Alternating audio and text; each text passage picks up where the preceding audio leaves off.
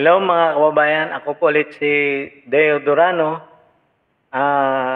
Mag-reaction lang po tayo doon sa 20 pesos per kilo na ibebenta next week ng administrasyong ito. Sa tingin niyo ba makakatulong ba sa atin itong 20 pesos na ibebenta? Hindi kaya pampahirap lang ito sa mga magsasaka nating lokal, mga kababayan? Pilipino ano na, boses mo ay kailangan na. Sa Mayo 12 bumawi ka, ating ipagsigawan.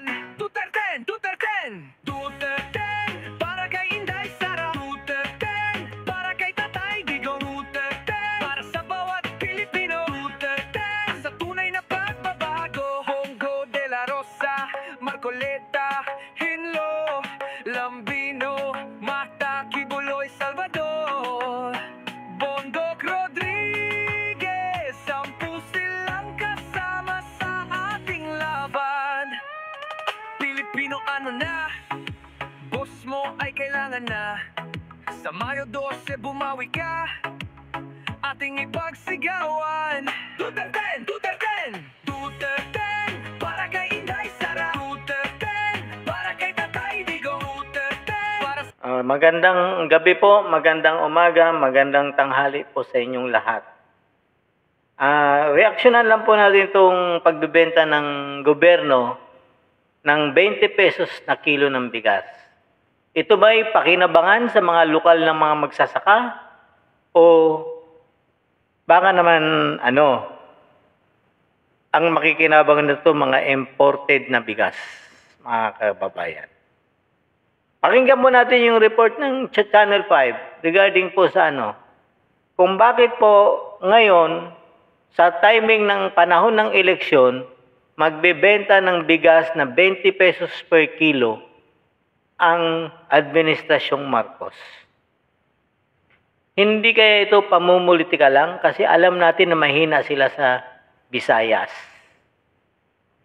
at Mindanao. So bakit napili nila ang Bisaya? Wala masyadong magsasaka ng palay doon. Kasi alam natin lahat, ang Bisaya, ang kinakain, yung mais na bigas. Alam po yan kasi Bisaya ho ako. Taga Cebu ako. Alam po yan. Pag nakapagkanin ka ng palay doon, medyo mayaman ka na. Medyo may pera-pera ka na. Hindi naman mayaman na mayaman. Medyo may pera ka na. Pero pag mais, mahirap ka. Kasi yun ang talaga ang mura nung bilihin nung araw. Ngayon po, magbebenta sila ng 20 pesos per kilo. Ang bawat pamilya, 10 piso lang, limitado. And yet, ang tanong, makikinabang ba ang local farmer natin? O naman ang mga imported na inimport nila sa ibang bansa, mga kababayan? Pakinggan mo natin yung report ng channel. Ng 20 pesos kada kilong bigas sa Visayas, ayon yan mismo kay Vice President Sara Duterte. Kaduda-duda raw na sa Visayas lang ito ibibenta. Nasa frontline ng balitang yan ang aming Visayas correspondent na si John Aroa. Ang pangako ni Pangulong Bongbong Marcos na 20 pesos na kada kilo ng bigas, magkakatotoo na raw. Pero sisimulan muna yan sa Visayas. Kasunod ito ng closed-door meeting sa Cebu Provincial Capital kasama si Pangulong Bongbong Marcos, Department of Agriculture at ang mga gobernador sa Visayas. Our President has given the directive to the Department of Agriculture to formulate this to be sustainable and ituloy-tuloy hanggang 2028. Pinaplansya na ang guidelines sa pamamahagi ng 20 pesos na bigas para maisakatuparan yan sa 33 pesos na kada kilo ng bigas. Sasagutin ng national government at ang mga LGU ang 13 pesos. Pero bawat pamilya, 10 kilo lang kada linggo ang pwedeng bilhin. Binanatan naman yan ni Vice President Sara Duterte. Yan yung 20 pesos per kilo na binibenta, yung pinapakain sa baboy, hindi mga hayop ang mga Pilipino. Duda rin ng bise, tila may bahid politika ang pangakong ito dahil sa nalalapit na eleksyon. Magdududa ka dahil bakit Visayas lang? Hindi ba nagugutom yung mga taga Mindanao? Hindi ba nagugutom yung mga taga Luzon? Kasi wala na silang magawa sa Mindanao, mami. Kahit anong gawin nila, hindi na talaga boboto ang kami sa mga tao na kung ano-ano lang yung pinapaasa sa mga kababayan natin.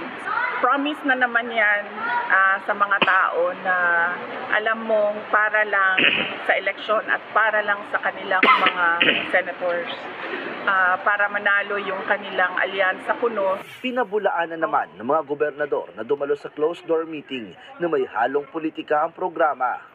It's always good when a promise is fulfilled. And here we are seeing the President really trying his best that a campaign promise will be fulfilled. Ayon naman sa COMELEC, wala namang problema ang programa. Pero kung may kandidatong sasama sa pagbebenta nito, maituturing anya itong vote buying. Aktibidad dyan at proyekto ng DA at saka ng NFA halimbawa. Ito mga kababayan.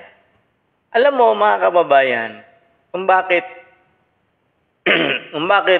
magbebenta sila ng ng bigas. ng bigas na 20 pesos per kilo. Isipin po natin mga kababayan, ang presyo ng palay ngayon is 20 pesos na. Palay pa lang ngayon. Ang bawat kilo, pag pinagiling mo yung palay, ang bayad po is 17 pesos. So kung bibilin mo sa farmer ang palay ng 20 pesos per kilo, palay pa lang po yun ha, hindi pa po yung bigas. Dadalhin mo pa yun sa gilingan. Magbabayad ka doon sa gilingan ng 17 or 13 pesos per kilo. Nandyan po yun mga ratio niyan. Sa tingin mo kaya, yung magsasaka na magbebenta ng palay na pinagiling niya, na tinanim niya, palay pa lang, 20 pesos per kilo, gagawin niyang bigas, magbabayad ulit siya ng panibago 13 pesos to 17 pesos per kilo doon sa pagpagiling ng kanyang palay. Sa tingin mo kaya mga kababayan, hindi kaya sa gagawin ng gobyernong ito, lugi ang mga local farmer natin? Bakit ko po nasasabi na lugi? Kasi po, palay pa lang 20 pesos na. Gagastusan mo pa siya ngayon ng pagpagiling. Diba po? Siyempre, sa tingin mo kung ako ang magsasaka, magbebenta ako ng palugi sa gobyerno? At lagi niyong tandaan ito mga kababayan. Itong binibenta nilang palay ngayon, may subsidy po ang gobyerno dito. Para po yung MRT, LRT, toll gate, para po yung ganun. Lahat po ng halos sa atin dito, may subsidy. Ang bayad po ng babayaran ng pasahero is 20, sa kanila yung kalahati. Ganun din po yan sa mga MRT, LRT, may mga subsidy po yan. Kaya po hindi kaagad-agad naiangat yung mga pamasahe dyan. Kasi nga, ang kalahati po niyan sagot ng gobyerno. Ganito po ang ginawa nila dito sa bigas ngayon. Ang presyo, sabi nila, ang presyo na binibigay nila sa local market na pinakamurang bigas is 33 pesos. Yun ngayon yung ibebenta nila na 20 pesos per kilo. Ngayon, lugi na sila ng 13 pesos. Maghahati ngayon yung local government at national doon sa subsidy na yun. O di ba, ang tanong nito mga kababayan, tapos hanggang kailan nila may bibenta yung 20 pesos per kilo na yan? Di ba po? Sa tingin mo, hindi kaya kawawa naman ang local farmer natin? Bakit kaya hindi na lang ang gawin ng gobyerno, bilhin lahat yung palay ng mga local farmer at sila na magpagiling at yun ang ibebenta nilang 20 pesos per kilo. Pero lugi pa rin po sila doon mga kababayan. Kasi nga po, kung ang palay pa lang, ang bibilhin mo doon sa local farmer is 20 pesos per kilo na. Hindi na pwedeng ibaba palagay mo nang ibaba ng farmer yun ng 18 hanggang 17. Ibig sabihin, babayaran pa rin nila yung paano kung ang bayad doon sa pagpagiling? May bayad po yun, hindi naman po yung gigilingin ng tiyan mo eh. Palay po yun ang pinag-uusapan pa natin dito. Ang binibenta nila na palay na bigas is 20 pesos na. Ay palay pa nga lang 20 pesos na. Palagay na natin pumayag yung farmer na, gawin natin 17. Di kita sila bilhin nila ng 20. Kita yung, ang gobyerno ng 3 pesos. Paano yung pampagiling? Yun po maraming tanong dito mga makababayan. Kasi ang hirap pong maniwala. At bakit mo bibigyan ng limit ng 10 kilo bawat pamilya? Di ba po? At sigurado ako, ang makikinabang lang nito, mga kapitalista. Yung kayang bumili ng mga bultuhan. Kasi bakit? Ano ito mga kababayan? Hindi naman pwedeng ibenta lang ng gobyerno sa isang lugar lang. Di ba po? Hindi pwede na sa isang lugar lang ibebenta ito. Kasi sa Cebu, unahin natin sa Cebu. Cebu lang mga kababayan. Ang Cebu lang ang pag-uusapan natin sa 20 pesos per kilo. Ang daming lugar diyan sa Cebu. Mandawi, Lapu-Lapu, Minglanilla, Talisay, Tabunok, Toledo, Carmen, Danao, Katmon, Sugod, hanggang Bugo, hanggang Daan Bantayan yan, hanggang Hagnaya, hanggang sa Toledo City yan. Ang daming dyan. Saan ka magbibenta doon? Sa syudad? Paano bibili yung mga nasa probinsya?